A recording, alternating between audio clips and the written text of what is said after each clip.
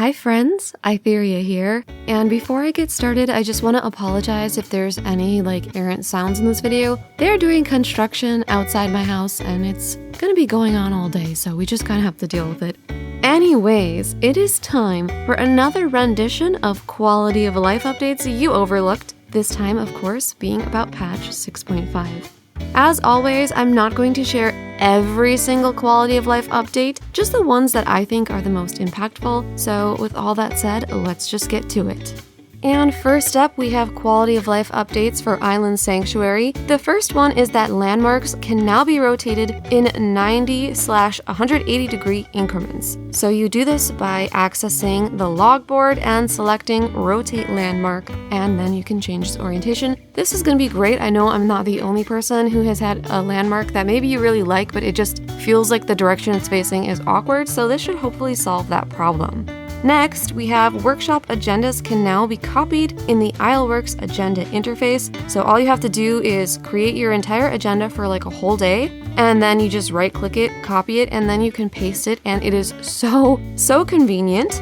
Next, this one, I don't know if it's really quality of life, but it brings quality to my life, and I'm sure a lot of people are really happy about it. New hairstyles for Viera and Hroth. Let's be real, they're not new, they've been in the game for a while, but finally Viera and Hroth can wear them. And one of them is form and function, which is the actual best short hair, and the Hroths still have their ears, so that's lovely. Next, we have an update for Wondrous Tails. I don't know why this wasn't already in the game, but it says in the event that players have not unlocked certain duties, the available objectives for Wondrous Tails will change. So there's never going to be a duty in there that you can't do. I don't know why that wasn't just the way it was to begin with, but they have finally made that change. Next, we're talking about PvP, and there's actually a fair few updates in here that are, I think, really good and are going to be really helpful. So the first major PvP quality of life update is that a circle will now appear on the field indicating the point which the losing team must reach with the tactical crystal in order to take the lead. So basically you will have a very clear idea of how far you have to get to turn the tides and win the game if you are on the losing team. And then along with that, they have changed the gauges, so the background of the leading team's gauge will now flash. They've also added a line on the gauge indicating the point the losing team must reach in order to take the lead. And then on top of that, they have the remaining time that the losing team must be kept out of the tactical crystal's ring for the match to end will also be displayed on the gauge, specifically in overtime. And you can also adjust your settings to display the affiliated team's progress on the left side of the progress gauge. I believe by affiliated team, they mean the team that you are in. You would do this in the character configuration menu, then go to UI settings, then go to the HUD tab, and there's a little checkbox that will say display affiliated team on left side. And so you can check or uncheck that as you please. A couple other settings to note with PvP. Settings can now be adjusted to always display the affiliated team's base on the left side of the map. So if you want to have your party's stuff all on the left side, just like the last quality of life, you can also do this in the same menu. So character configuration, UI settings, and then HUD, and you'll search for the box for you to check mark. And then you can also display a timer counting down to the end of the match. This is also in that same menu, character configuration, UI, HUD, and then you will check the box that says display final countdown, and that will give you the timer. So a lot of the quality of life here is all about kind of helping you figure out better what you need to do to win, whether you're on the losing team or the winning team. And honestly, I think these are some of the best quality of life updates that they've brought this patch. And if you like PvP, or even if you don't, I just think these are going to be super helpful. So these are fantastic. Next, we're moving on to the items section of the patch notes. We have the following additions and adjustments have been made in the Armoir. So this one is really big. Items purchased from the online store can now be stored in the Armoir. Not only that, when you store those items in the Armoir, in your chat box, they will tell you that they are either costumes, fashions, or mascots, so they've given them different categories. The category in which stored items can be found will now be shown upon storing the item. Like I said, they show you in that in the chat box.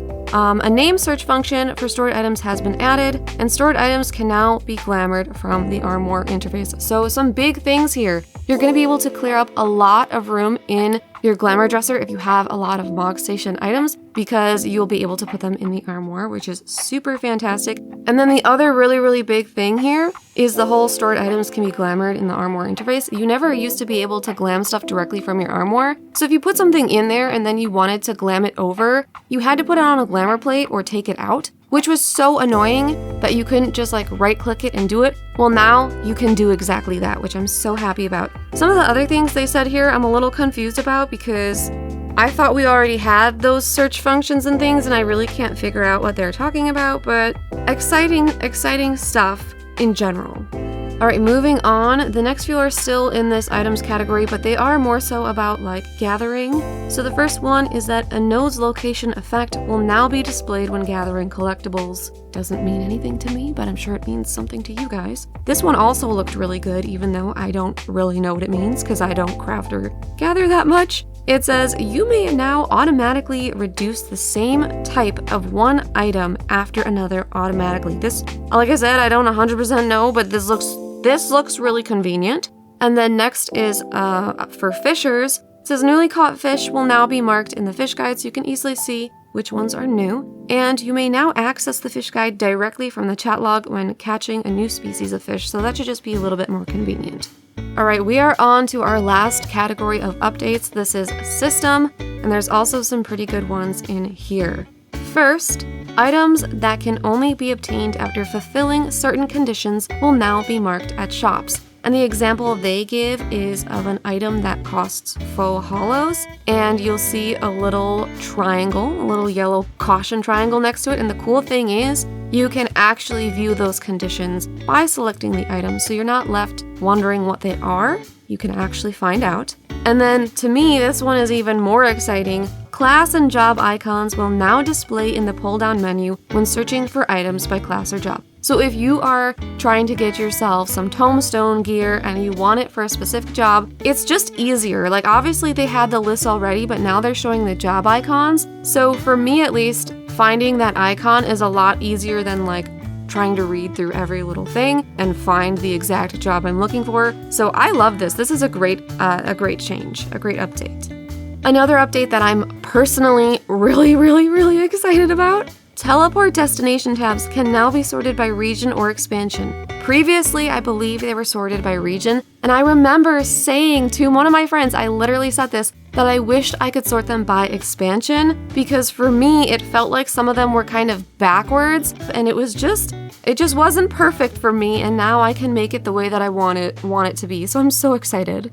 Next is another one I'm really happy about. The following adjustments have been made to display names. Players can now toggle the display of job or class icons in public areas and instances separately, but here's the part that I'm excited about. Icons can be set to display on yourself, your party and alliance members, or other players separately. So for me, the big one is being able to put them on party and alliance members, because I literally did like during the Moogle Tombstone event, a copied factory or something along those lines, and I played tank. So if you're in a 24-man, there's only one tank per party, and I wanted to be able to quickly pick out who my other tanks were and know who they were, because like there was one point, I'm not gonna lie, I died on one of the bosses, and I couldn't tell who had the aggro of the boss, if it was the other tank or if it was just like a random DPS. So I was like, do I need to provoke this off that person, or are they the other tank, you know? So this way, I can now easily see the job icon on the people of the other alliance. I will know who is who and who is important for me to be paying attention to. So this is fantastic.